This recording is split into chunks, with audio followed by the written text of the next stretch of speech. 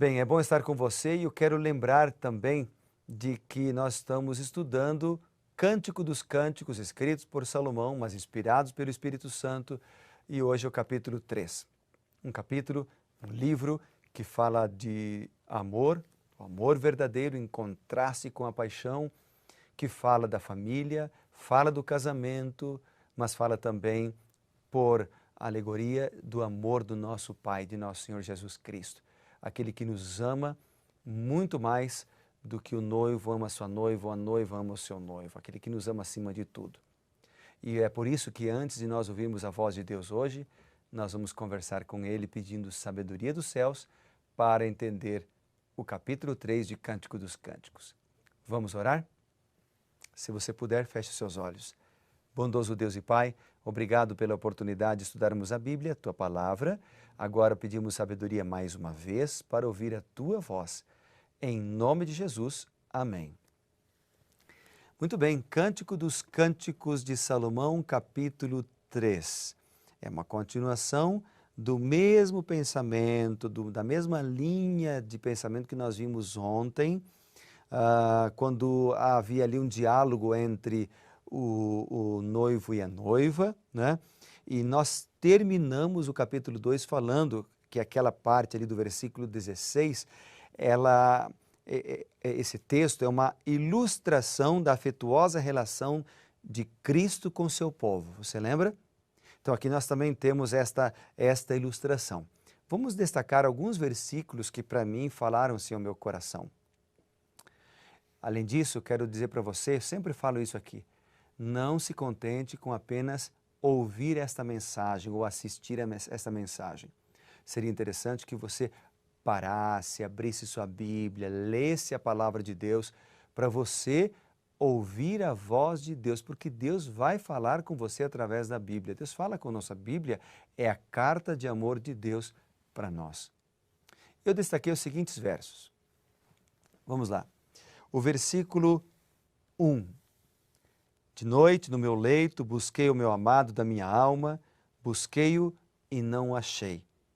Aqui vem falando da complementação entre um homem e uma mulher. Um ao outro se complementam. No versículo 4 diz, mal os deixei, encontrei logo o amado da minha alma, agarrei-me a ele e não o deixei ir embora. Até que eu fiz entrar em casa da minha mãe, na recâmara daquela que me concebeu. O que o texto está falando nesse contexto é que o desejo da noiva é que o casamento dela fosse realizado na casa da sua mãe. Obviamente que quando nós voltamos lá para o capítulo 1, por exemplo, lá no capítulo 1 há uma expressão interessante quando diz assim no versículo 4, leva-me após ti, apressemo-nos. O rei me introduziu nas suas recâmaras. Essa palavra recâmara que aparece no capítulo 1, verso 4, ela tem a ver com o palácio do rei, como um todo, não ao quarto específico do rei, mas o rei leva a noiva para o palácio, para conhecer a sua casa. E no capítulo 3, nós vemos então uma cerimônia de casamento, um cortejo real acontecendo não na casa da mãe da noiva, mas sim no palácio. Então nós temos a partir do versículo 6, nós temos aqui o cortejo real que vem para buscar a noiva. Então no versículo 7, por exemplo, um verso que eu destaco aqui, onde diz assim, é a liteira de Salomão, 60 valentes estão ao redor dela, dos valentes de Israel. A palavra liteira é uma espécie de carruagem onde o rei, um grande líder, era conduzido, geralmente carregada sobre ombros de escravos ou de servos, não é? Então aqui no versículo 9 diz, o rei Salomão fez para si um palanquim de madeira do Líbano, um carro fechado, onde ele estaria e depois a noiva estaria ali também. No versículo 10 faz uma alusão à carruagem real, quando diz, fez-lhe as colunas de prata, a espalda de ouro, o assento de púrpura, tudo interiormente ornado, com amor pelas filhas de Jerusalém. Então, uma referência à carruagem de ouro e uma expressão também de amor do rei pela sua noiva. Então, primeiramente, o que esse capítulo está falando para mim, falando no meu coração, é do cuidado com todos os detalhes com respeito à união matrimonial. Ou seja, a união matrimonial não era feita de qualquer jeito. Não era simplesmente se juntar um homem e uma mulher e morar junto e se deu certo, deu, se não deu, vamos separar. Aliás, havia todo um compromisso a ser realizado que envolvia a cerimônia matrimonial.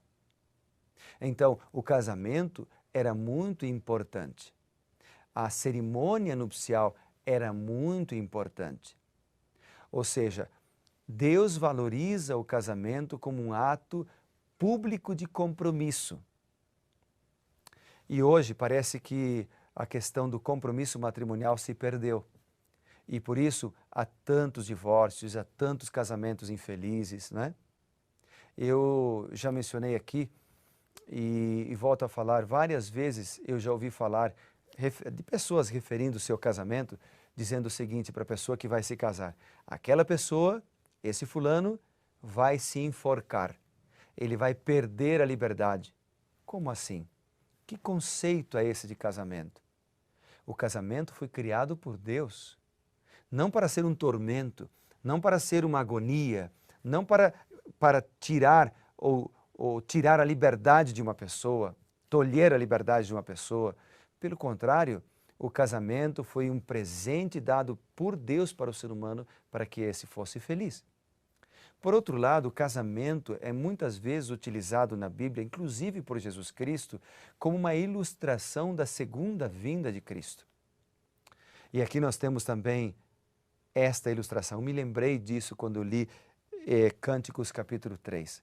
O noivo vindo com seu cortejo, com a carruagem adornada para receber a noiva.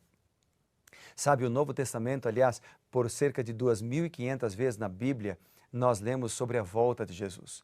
O Novo Testamento várias vezes fala da volta de Jesus. Jesus comparou a sua segunda vinda com uma festa de casamento, com um cortejo de casamento, onde o noivo vem juntamente com toda uma comitiva para buscar a noiva. E o Novo Testamento mostra que Jesus Cristo virá com poder e grande glória para buscar a igreja, com os seus anjos, milhares e milhares de anjos, para buscar a igreja. E ele mesmo disse lá em São João capítulo 14, ele diz: não se turbe o vosso coração, credes em Deus, crede também em mim. Na casa de meu pai há muitas moradas. Se não fosse assim, eu vou-lhe teria dito, pois vou preparar-vos lugar. E quando eu for e vos preparar lugar, eu voltarei e vos receberei para mim mesmo, para que onde eu estou, disse Jesus, estejais vós também. E quando nós lemos em Mateus, capítulo 24, versos 30 e 31, por exemplo, ou em 1 Coríntios, capítulo 15, 1 Tessalonicenses, capítulo 4, e tantos outros capítulos do Novo Testamento e do Antigo também, nós vemos esta grande promessa da Bíblia: Jesus virá com poder e grande glória para buscar a sua noiva, a igreja. Ele nos ama, Ele deu sua vida por nós na cruz do Calvário, Ele deu sua vida por você, Ele intercede por você hoje. Mas não apenas intercede, não apenas deu sua vida, Ele voltará para nos buscar. Então, quando eu li capítulo 3 de Cântico dos Cânticos, eu me lembrei da importância do casamento. Eu me lembrei da importância de valorizar a esposa que Deus me deu. Eu me lembrei da importância de pedir a Deus que abençoe a minha esposa cada vez mais, para que ela seja uma mulher protegida e cuidada por Deus. Eu me lembrei de pedir a Deus uma bênção especial sobre mim também, para que eu possa ser o sacerdote do lar, para que eu possa ser um bom marido, para que eu possa valorizá-la. Eu me lembrei da importância, por exemplo, de como Salomão aqui organizou a liteira, organizou todos os detalhes para buscar a noiva. Eu me lembrei da importância de nós, homens, de organizarmos todos os detalhes para levarmos a nossa família, a nossa esposa na presença de Deus a cada manhã, a cada dia. Sabe, Deus nos colocou no lar como sacerdote do lar para cuidar da nossa família, espiritualmente falando. Mas eu lembrei também de Jesus Cristo, do quanto Ele cuida de nós, da nossa família, da nossa casa, de mim e de você. Então Deus quer ter um encontro conosco cada manhã. Ele quer cuidar de você, Ele quer nos abençoar. Mas nós temos que tomar a decisão de ir ao encontro dEle cada dia, de buscá-lo de maneira mais íntima, de maneira mais profunda, orar pela nossa casa, pelo cônjuge, pelos filhos, colocá-los na presença do Senhor. Organizar, como Salomão organizou aqui a liteira, organizar a nossa casa espiritualmente falando.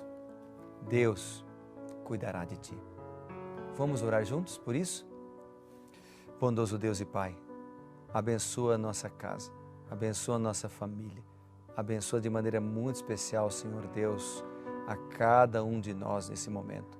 Derrama Teu Santo Espírito sobre nós e abençoa-nos em todos os dias da nossa vida, pois oramos em nome de Jesus.